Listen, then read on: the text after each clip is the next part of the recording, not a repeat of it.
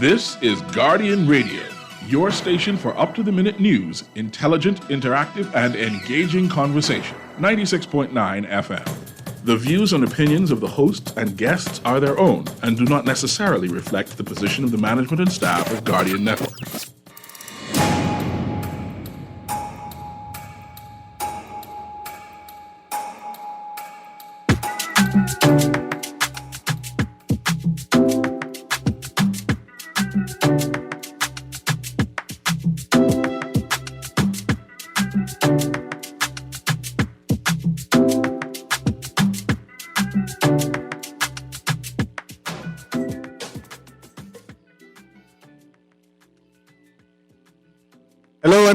It's on. Hello and a pleasant good morning. This is Guardian Radio, and it's on the clock, Monday the 13th, March 2023. On the clock, we engage organizations, institutions, social and cultural leaders, and ordinary people to better understand the impact of emerging social and consumer trends. On the clock, we have conversation that helps us understand and navigate a rapidly changing Bahamas. This is On the Clock with Erin Greene, and of course, this is not Erin Greene's voice. It's because Erin Greene was fighting Chick Charnies. No, I am serious. Erin Greene was fighting Chick Charnies, and the Chick Charnie won, and she ended up broken her foot. And because she broke her foot, I am in charge. And I now have a 2-hour talking. But guess what? Erin Greene is on Zoom. I said, man, Erin, you can't leave me by myself. I got to talk and conversate with somebody. So Erin said, okay, I'll come on Zoom with my broke foot. And I'm going to test now to see if she's there because we're on the clock. Erin, are you on? Good yawning this morning. How are you doing? How is the foot doing? Listen, before you ask me that, let's do the polite thing and ask, how are the Chick Charnies doing? I was told that they beat you bad. Listen, I need you to consult with the Ministry of Foreign Affairs so we can clear this story up. Fortunately, the Chick Charnies are safe. They are at PMH, and after the big affair, everybody is okay. So who has the cast? You or the Chick Charnie? I got the cast. Oh? I got the cast. I was the only one who could afford insurance at PMH. I understand. I'm just happy you have insurance and didn't have to go to PMH. Yeah, the great Chick Charnie Tamarind wars have been settled, and everything is okay now. I'm glad you're okay, and I wish you a speedy recovery and not too much pain. And I've never had any part of me broken, but I do not envy you at all. Well, listen, I envy you greatly because of all of the injuries, a broken heart has been the most painful. And so this one, I can make it work. Now, but we're having a conversation. Today is a open line Monday. And of course, Erin has prepared one or two things that she wants to have a conversation about. Right? And I'll let you do that as I read your notes and go over it. But lead the conversation, even though you are kind of handicapped. Absolutely, not a problem. Good morning, good yawning this morning, Bahamas, joining you from a secret location. I want to start the show this morning by wishing a number of people happy birthday and happy belated birthday. I want to say happy birthday to Amanda Colson, Cherise Pratt, Rachel Whitehouse, and Kentario McKenzie, all celebrating birthdays today. I want to say happy belated birthday to Craig Cambridge, Alicia Roll, Deandra Cartwright. I want to send out very, very special happy birthdays, belated birthdays to two women. One, Patty Solomon, a good friend of mine, and also to a very, very special woman in my life. Last week, I said, this week I want to say happy birthday to Joycelyn Frazier, a woman that raised me and a woman that helped me or was instrumental or integral in forming my identity as a Bahamian. You know, this is a woman who raised me. She was my housekeeper. And every day she reminded us that although her education may have been limited, right, due to the circumstances of growing up on a family island, she understood the importance of education. And her job was to ensure that I understood the importance of it and that I committed to doing my work, right, as a student. doing my job, which is focusing on my work. And in many other ways, she grew an appreciation within me for volunteerism, grew an appreciation within me for family island living and life, and most importantly, grew an appreciation within me for nationalism and what it means to be a part of a country. And in particular, when the Gulf War broke out, when the U.S. first entered Iraq, she pulled me to watch the TV and said, I think this is an important global moment. We should watch it. And I looked at her and I said, hey, Joycelyn, what would you do if Lyndon Pinland told you, that's how young I was, that, the prime minister told you it was time to go to war? And this may have been post 92, but, she looked at me and she said, listen, if my prime minister is in the Bahamas to protect the Commonwealth of the Bahamas, well, then I go in on the beach where I come from and I collect in every conch shell and rock and piece of artillery that I could find to defend my nation. And that was a defining, moment for me as a young Bahamian to understand what it meant to be a citizen of a nation and what it meant to take responsibility for yourself and your role in governance. And so, with all of that, I want to say happy belated birthday to a very special woman, a daughter of Andres Soil, Joycelyn Fraser. Mr. Nuri. Hey. Lots to talk about in the news. I want to throw an open line out there, but of all the subjects I want to talk about this morning, I want to talk about this story on the front page of today's Guardian. The headline is Retailers Fire Back at Halkitas and Appeal for Meeting with Government. They will meet with the government again? Say? They will meet with the government again? I am concerned. I'm not sure if they have actually formally met with the government at all. I say formally, like a complete process of negotiation. I think that the association itself is raising concern about the lack of communication. The lack of communication between the association and the government. And I would challenge you, Erin. I would challenge you. Mr. Halkitas already has spoken. He doesn't say if you're talking about an increase, he ain't prepared to entertain it. It already done finished with. That's not quite what he... No, what he said was that the government is not prepared to do anything that would increase prices at the pump. That's what I say. But I think that's a good point to start with, Mr. Nuri. That's what I said. The man ain't prepared to entertain it. No, he's not prepared to entertain any measures that would result in an increase in the price of gas for consumers. But I think this is a good position because there are a couple of measures that the government can employ that can accommodate the Gas Retailers Association, gas retailers, and also maintain this sort of small space of relief for consumers. Then I need you to explain to me what that means. Because I hear, you keep on doing semantics and no, he didn't say that. But what I hear and what you're saying sound different. What exactly can be done?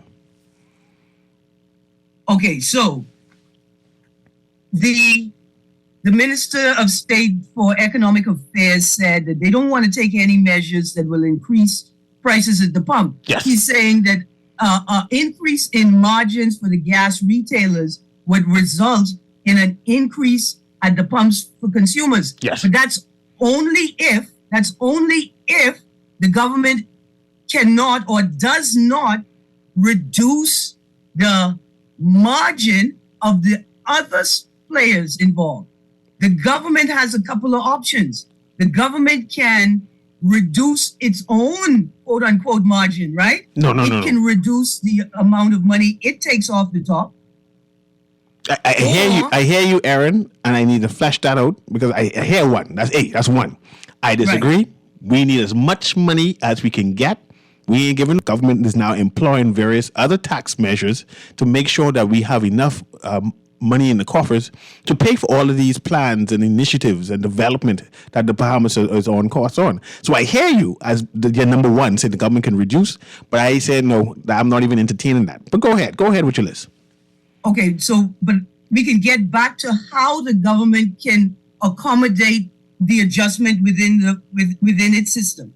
So the second thing is the government could reduce the margins or profit for wholesalers, right? That's also another option. And if government and wholesalers work together, they can minimize, right? They can minimize their loss while still accommodating the retailers and the consumer at the pump. Can government do that though? Reduce the wholesale? I thought the wholesaler is outside the country. How can you tell the wholesaler not to make a profit and you have to import it? Man, we can put price controls on anything that we deem necessary. Imagine if the wholesaler said we ain't bringing nothing else. Pardon? Imagine if the wholesaler said we ain't bringing nothing else in the country. Oh, no, I think some of our fuel... Well, and see, I want to make a distinction between fuel importers and wholesalers. And maybe at the state level, we need to make a distinction between fuel wholesalers and fuel importers, right? So that we can better assess and ascribe taxation. But within that space, there is a little room to accommodate the gas retailers. Now, when we talk about the government, I feel you. The government extracts a whole lot of money from from the fuel and transportation industries, right? Mm-hmm. And so to suggest a reduction in their margin or profit at the pump or the taxation at the pump is very problematic. But within the civil service, Mr. Nuri, within the service itself and our relevant agencies, I think measures can be put in place that will reduce the amount of gas that government cars, red plates, and other government vehicles consume. And we can implement protocols to manage and moderate civil servant use. We can make staff pay for a percentage of gas use. What? Yeah. You heard me. I heard the first word you said. I know I can agree with that. We can put trackers. We can put electronic monitoring devices and trackers in government vehicles to monitor the vehicle use and ensure that drivers are paying for their own fuel for runs that are not a part of their government, their daily tasks or their government portfolio. We can make staff pay for weekend holiday gas. And we can restrict use of red plates to on government time only. I know I stunning you a little bit, but you still there? I'm still here. I'm wondering how this helps the retailer. This makes the government more efficient in terms of expenditure. It helps the retailer by making the government more efficient, thus making the government more, making reductions on the government's end more achievable, right? Mm-hmm. So if we can reduce the amount of money the government needs, then we can reduce the amount of the sector. But now any extra money saved would now be allocated to other projects. The government is always need money. So no matter what you save, I now have access to spend the money someplace else. Well, listen, without proper government agency management and oversight, without us implementing the mechanisms that exist and creating new mechanisms to manage government agencies to ensure that they're meeting their targets, that they're delivering on their deliverables. And so I was doing some research last night looking at the PMDU, the Prime Minister's Deliverables Unit, which essentially focuses on public sector, and they are basically the government and government agencies' ability to deliver on policies and campaign promises, essentially, government portfolios. MDU, if operating at full speed, is the perfect mechanism to to right size and properly align and properly moderate government agencies and expenditures. And I guess the right word is to reduce wastage in these agencies. And what we may find is that we are forcing associations and industry stakeholders like retailers, Gas Retailers Association, we're forcing them to take on draconian measures when turning inwardly to the public sector, to the public service, and reducing wastage, streamlining and improving efficiency may be the not just the viable, but the best solution and the best practice for these issues.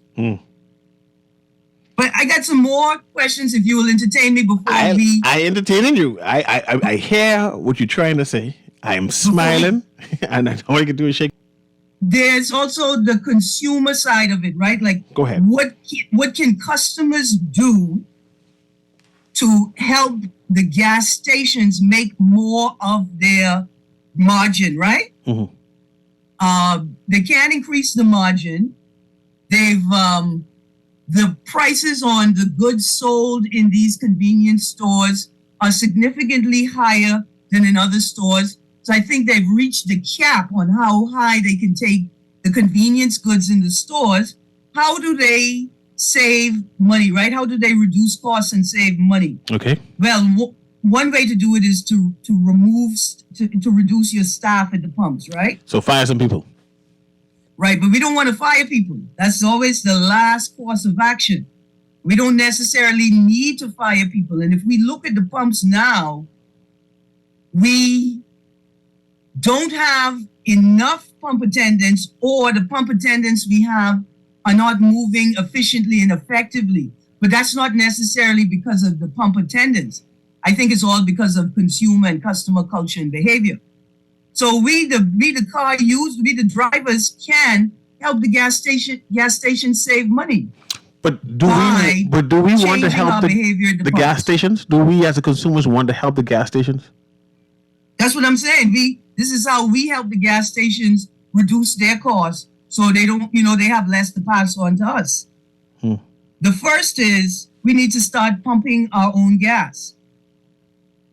Now, I'm not saying this is an attempt to put the gas attendant out of business, because there are going to be drivers who cannot pump their own gas, who on a particular occasion do not want to pump their own gas, like it's a Sunday morning, they're going to church, then the nice church clothes, they don't want to get them. It's a work week morning, you forgot to put gas in the car last night, you don't want to you don't want to get your clothes dirty, you don't want to take that risk, especially if you work front desk and a front office.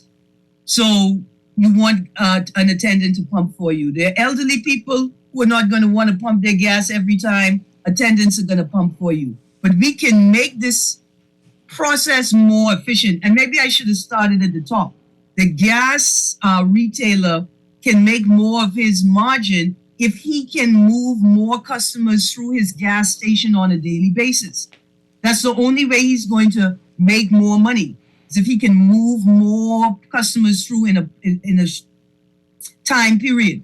So we can help him do that by ensuring that we are making the most of the space available to us in the gas station lot as we pull in. The first gas station on Shirley Street, once you're heading east from Village Road, Newry, there's a very tight entrance there, and I find that consumers pull in, but they pull in and they block the entrance. So they may pull in and block the entrance waiting for the first two pumps, while the last two pumps further into the station are empty and nobody's using them, right? And so if we're more mindful as drivers, how we occupy the space that we're in at the gas station, if we're more mindful as drivers about the time that we're taking to pump our gas,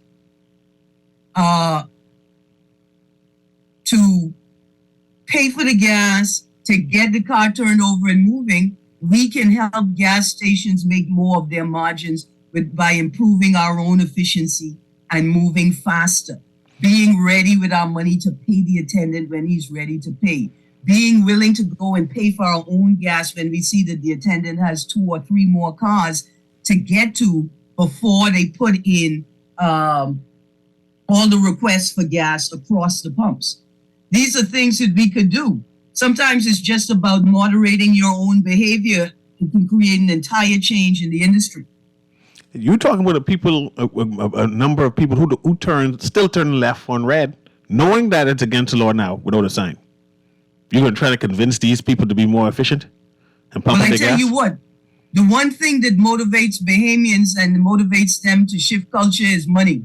And perhaps that's what we need to focus on, the amount of money that we can save by simply and slightly moderating our behavior.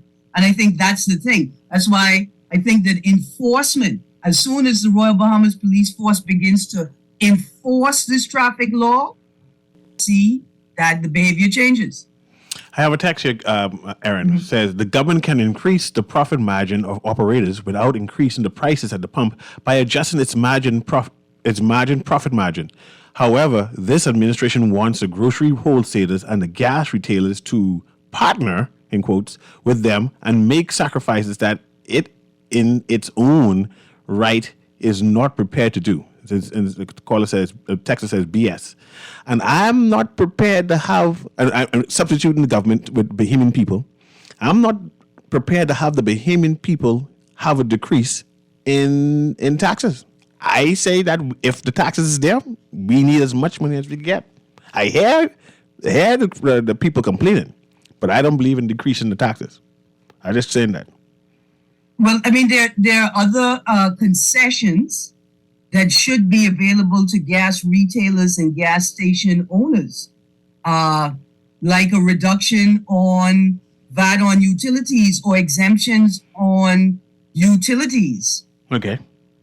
I like that. I mean, absolutely, there should be, a reduction in electricity rates, perhaps charge them at a lower rate, or hit a minimum, like you have a deductible, hit a minimum before they have to start paying.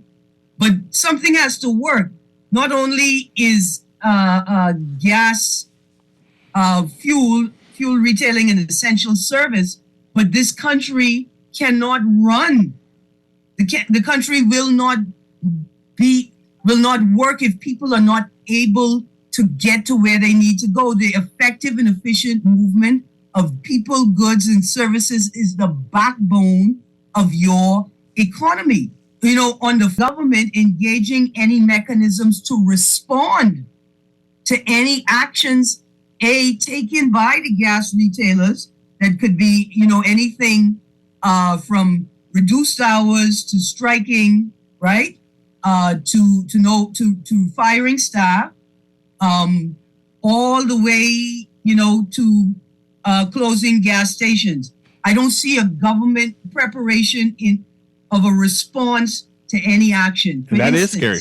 But Erin, has the gas retailers, publicly proposed any alternative besides increasing the price profit margin? Have they said, okay, government, would you consider this instead of, since you don't want us to increase profit margin?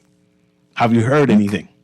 I haven't heard anything. So I caught parts of a report from Eyewitness News last week before the end of the week, where Eyewitness News, I think, was able to gain access to the gas retailers meeting, but sort of at the tail end of the meeting, and they may have, on the appearance of the media, shut down their discussions. But from what was reported, the Gas Retailers Association declined to indicate what measures they were considering. They just said that they are considering measures, and that we should listen out and be prepared. And they are continually requesting engagement from the government on this matter. And Erin, I don't like how that sounds. That sounds sinister. That sounds like whatever decision they are about to make will impact the public. And I don't think that's right. I just don't think that's right. Well, I'll give them the benefit if they were not expecting the Eyewitness News reporter, and that their presence may have disrupted the meeting before they came to a conclusion about the way forward even, right? and they may have just had an emergency adjournment of the meeting. But I got a couple more questions here for the Retailers Association. If you are looking at the article in today's Guardian, retailers fire back at Halkitis, from first page to page 3, Vasco Bastian, I think in charge of the Retailers Association, is quoted as saying, I asked the Minister of Economic Affairs, Mr. Michael Halkitis, I asked him if he could reconsider his position that he has taken in regards to the gas station operators and owners throughout the Commonwealth of the Bahamas. And so I want to sort of stick a pin there because I think maybe this is a problematic approach to the negotiations. My first question is this: Is Mr. Halkitis, the Minister of State for Economic Affairs, making these decisions? Is this his decision? A. B, if it is his decision, is he making it in isolation, or which agencies does he and the Ministry of Finance, who do they interact with? Which agencies do they interact with to make these decisions? And is the Gas Retailers Association addressing the wrong individual or the wrong body? That's an interesting question. I don't see that anyone is oscillating or ventilating that, that position. Absolutely. And, in terms of the rest of the conversations we're hoping to have this week, a question is raised on how are these decisions made? Who are the stakeholders involved? At what point in the process are various stakeholders engaged? And for this specific conversation, right? For this specific conversation, when will the Bahamian driver, the Bahamian licensee, right? The Bahamian driver's license holder, the Bahamian car owner and car license holder, if you need a more specific number, right? When will we be consulted as stakeholders in this discussion? Erin, I see we have a telephone caller here, and there's a text line that's saying, how can the retailers make money when there are so many gas stations and they're also in close radius to one another? And I say they're making money, eh? Despite how close they are across the street, and yet they're making a profit. So I hear the texter, but I don't think that's an issue. But let's connect with this caller to engage you, Erin. Go ahead, caller. Producer Patrick, caller through. Is that me? Yeah, it's you. Okay, godly days is our human race. We need justice, law in this country, the Bahamas. Too much injustice happening in this country. But what I want to ask, Erin, right? Yes. The gas stations that sell food, right?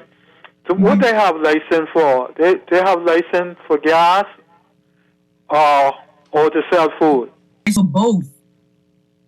And what the gas station owners and managers are saying is that they need the convenience store arm to be able to make ends meet. Like okay, the only way they're able to... You made a statement pertaining to their land. In other words, their parking or drive-in facilities, right? They should consider that, because if people want to get there to buy food, it's going to occupy a lot of space. And if they want to get gas, they also could make people inconvenient who want to get there for food. Other thing is, the main thing is here, whatever they do, I don't want it to fall to the Bahamian public, especially handicapped people like me, because right now some jitneys want to charge money, and I'm physically blind, plus a senior. So they, not only that, if they put up taxes on the people, so when I go to the food store, I got to pay more tax also as a handicapped person. So Yes. government got to decide what is right. When I used to go to school, I used to serve gas, okay, in the evening, and go home in the night, just get rest to go to school next morning. But what I'm trying to say is that people who doesn't serve gas themselves, individuals, that can be dangerous. Yeah. Yeah, it's not something thank you you. can... Thank you very much, Bremen. Thank you, Bremen. But Erin, you started off by giving some suggestions on what the government / the retailers can do. And have we considered even staggering the taxes? I know we have the VAT tax where you're going to pay all at a particular time. Can we say, okay, as a retailer, I understand that you're not making a profit as you wish. However, you can pay part of your VAT tax at the beginning of the year and then part the remaining at the end of the year if the money that you are making work more for you. You're able to invest and make more profit that way. And I know you mentioned the paying of light utilities and stuff like that, a discount. Yeah. I say perhaps the solution is finding alternative ways on how the retailers can save money or make a profit or greater profit. Absolutely. Here's something that's interesting, right? So, in doing some research on a couple of articles, I discovered that there is a concession that's available to hotels, right? So I was looking at a document called Revamping the National Investment Policy of the Bahamas, produced by the Bahamas Investment Authority, Digitized and Efficient. It's actually produced by the Economic Recovery Committee, right? Under the headline, Revising Current Concessions. And this document is providing recommendations for the revamping or revising of the National Investment Policy. Under the headline, Revising Current Concessions, it says, one area of recommendation for reduced incentives is that of the length of time available for claiming an exemption of real property taxes for hotels under the Hotels Encouragement Act. Up to the time that this document was put together, the Act allows for real property tax exemption for 10 years for a hotel with the ability to extend for another 10 years. So that's an option. Now, this not 10 years though. But go ahead. The act was introduced in 1954, right? And I think that the tourism industry is sufficiently developed that we can adjust this concession, only providing it for hotel startups in remote, rural parts of the Bahamas, right?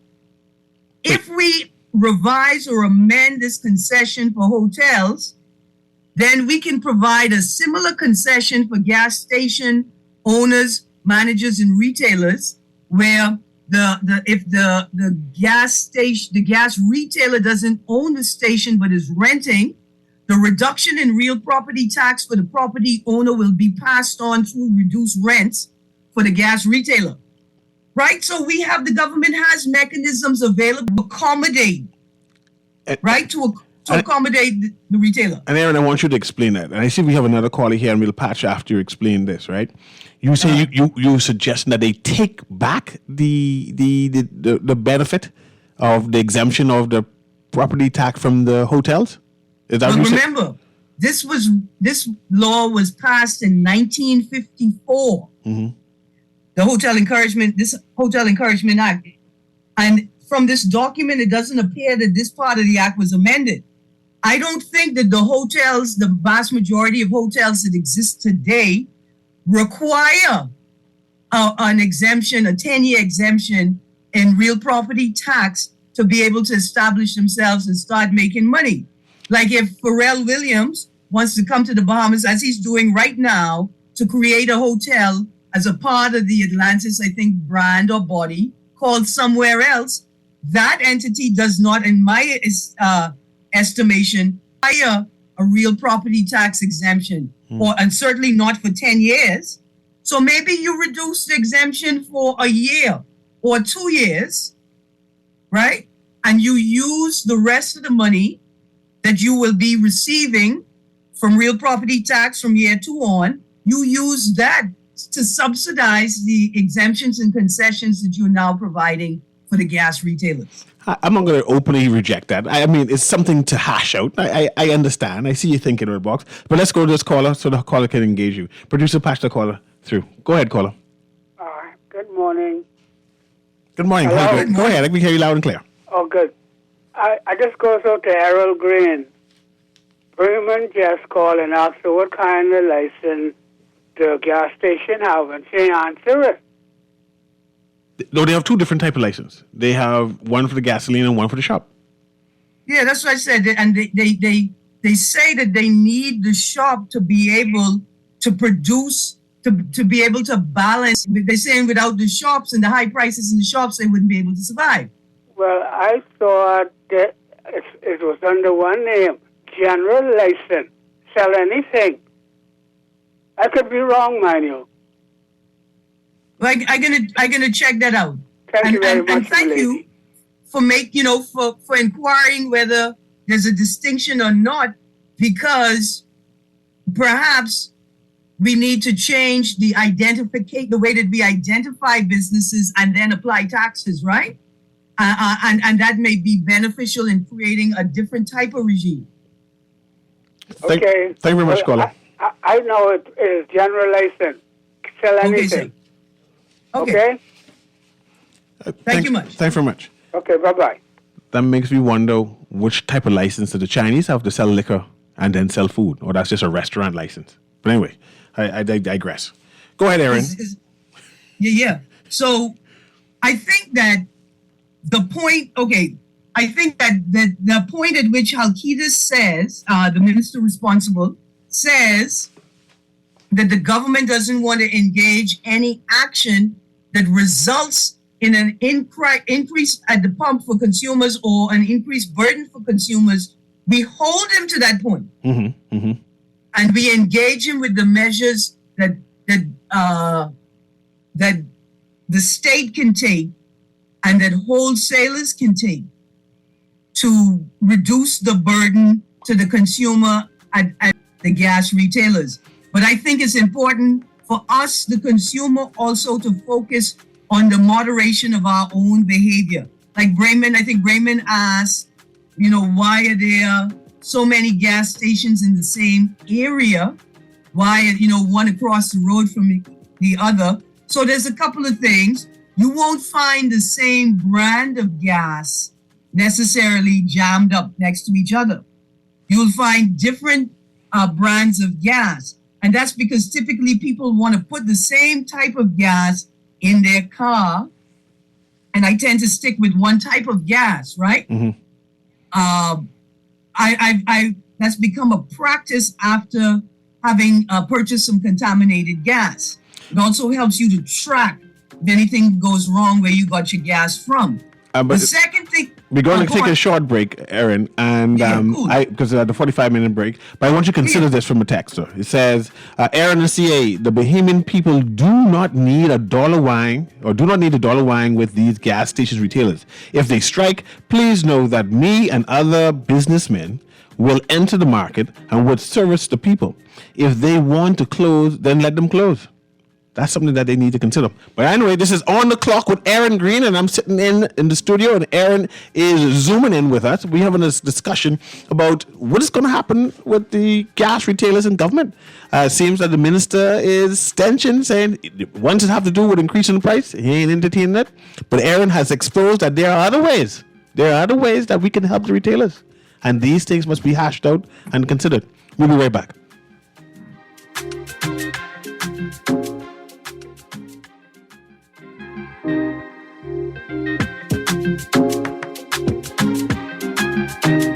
Always now listen to Guardian Radio talk shows anytime, anywhere on Spotify and YouTube by searching Guardian Radio 96.9 FM or by entering the name of your favorite show. You can also listen by logging on to GuardianTalkRadio.com and clicking on the podcast tab.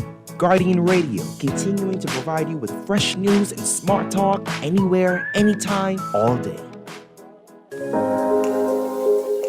Love the show? Want to give your support? Become a sponsor today. Call 302-2300 for our rates and packages. That's 302-2300. Become a sponsor on Guardian Radio 96.9 FM. Fresh news, smart talk, all day.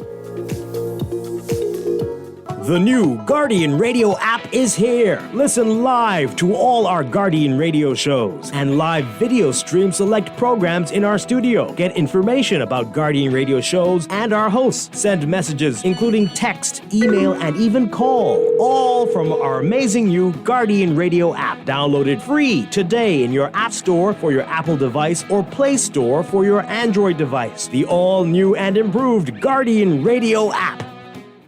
This is Guardian Radio 96.9 FM. Fresh news, smart talk, all day.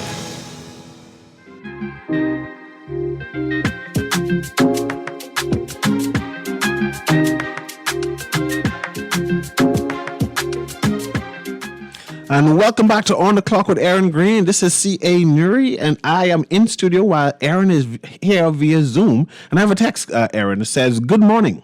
The problem we have with our government is poor management of government ministries, poor accounting, and no accountability. With all the fuel tax and road traffic fees, why are our roads so bad? It comes back to freedom of information. I guess that's us. Us citizens have no idea where our tax money is spent. Accountability and communications need enormous improvement." Well, I agree with you with that. Go ahead, Erin. Well, absolutely. And the question of how much tax the government receives from gas and where it's allocated is a central part of this discussion. How does the government justify, right? How does it justify taking this share, right, off the top, and where is it put? And how do you justify it if you are not putting these taxes or this revenue directly into road management and infrastructure management? And so it leads to the people. It's fine that you say you don't want to make a decision that ends up burdening the consumer, but it appears as if every decision you make has ended up burdening the consumer. You know, we don't have properly designed roads. We don't have properly paved roads. For the last 10 years, you've tried to convince us that patching a road is the same as paving a road. You won't provide oversight for road usage.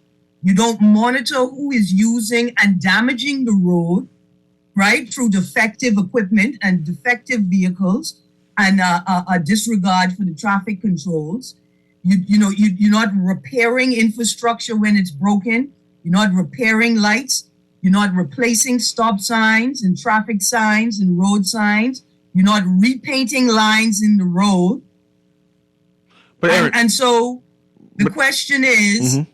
And I hear you all that, and I agree with you all that, and perhaps we need to restructure our tax system to indicate how the money is being spent. But I want to ask you this. The gas retailers are preparing to do something. We see them in their meetings. We see they warn the public and say, be prepared. We're planning to do something. We see the other day one lady do a voice note, right? And the voice note went viral and long lines, people trying to get gas. I want to know if these retailers prepare to do a demonstration, strike, whatever you call it, remove their services, less days, less hours in terms of making availability gas to the public. Are you prepared as a consumer to say, man, I understand what you're going through now, government wrong. Our government need to do something. I can suffer the hardship. Oh boy, see, this is problematic because prior to Friday morning, I would have told you, sure, because I could walk to work. Sure, it may take me an hour and a half, but I could walk to work. Today, I can't make that same decision because I can't walk to work. I can work from home right now, but as soon as the generator, right, as soon as the power supply for for the communications infrastructure that feeds my community, my neighborhood, my house. As soon as that runs out of fuel, then I can't work from home either, right? And so I think that I can live with it, but I expect if there is drastic action, right, that it won't be for long. And I'll tell you why. Anything, no matter what it is, whether it's a reduction in hours, a reduction in staff, or a wholesale strike, longer than the Pharmaceutical Association's strike went on for. A. B, I don't think that I think the government is aware. I think the government is aware that it cannot tolerate a strike, but more importantly, a strike will not work until you're certain that the government gas storage facilities are dry. But government gas facility is for government employees, or at least certain government employees. They can't sustain all of the Bahamas, especially on the Family Island. What I'm saying is the government may not consider it a crisis until it hits them. They may not even have the capacity. They may not even have the empathic ability to consider it, to even acknowledge it, let alone acknowledge it as a crisis until it hits their gas tanks. I want to ask you another question. If the retailers do strike, can the government arrest one or two of them? Say, man, you're putting it's a what do you call it, national security issue. Therefore, all y'all lock up. I fanging everybody. Now, I don't think there are any provisions in law that permit that. Oh, it looks like they're going to strike then. That's where we need to brace ourselves. Perhaps now is the time to really do full up just in case. No, I don't think don't so. Full up? No, I don't think so. I mean, I think that living in a hurricane zone and within a country that's been experiencing an energy crisis for the last 30 years, I would assume that everybody has been filling their car. For instance, my rule is typically don't let the car drop below half. When you approach in half, that's when it's time to fill up. But can you survive a week-long strike? I think with a filled car, I could survive a week-long strike. The question is, for people who are living a considerable distance from where they work, people who have children they have to drop to school because we don't have functioning public transportation systems for students, and for people who have multiple stops, like they get kids going to multiple schools, they ain't gonna be able to make it. And during COVID and the lockdown, we know that a number of private individuals were selling gas they became entrepreneurs and were selling retail gas. Can that come in effect if the strike comes, or they need a special license? No, they need you have to be licensed to sell gas, but more importantly, that's very dangerous. We don't encourage that. And PMH is already having a problem with maintaining supplies like toilet paper. So we don't want to put any undue pressure on our public healthcare systems. We're not encouraging people to store gas improperly. We're not encouraging people to start hustling and selling gas. We're certainly not encouraging people to transfer gas through unregulated means, like siphoning gases with hoses. It's not just a safety risk, a public safety risk, it's a health risk as well in inhaling these fumes. And so I don't expect them to strike. And if they do strike, I don't expect them to strike longer than it takes to empty the government's gas storage facilities. Man, that could be a week. But Erin, I know we soon close, right? It's already on the top of the hour, right? Yeah. You said that you might be prepared to walk. But I want to know, has the government suggested what they will do if a strike occurs? What is the plan? No. So we just get caught off guard. Yeah, no, I don't think they have suggested that. I'm not sure what's happening. What I do say is this: I heard the Minister of State say they're not prepared to do anything that will result in a burden to the consumer it makes me feel like they are considering other options. They're definitely considering other options. And then the question is, at what point in time will we, the car owners and license holders, be brought in as stakeholders in the conversation? Okay, you live in hope. But to close with this, Texas says they need to put some reflectors on the road lines in before someone gets killed. That's an urgency. This has been On the Clock with Erin Greene. Erin Greene is home because she had an accident with a chick Chinese, but she's recovering quickly, and we hope to have her back in the studio soon. This has been C.A. Nuri, and have a wonderful day.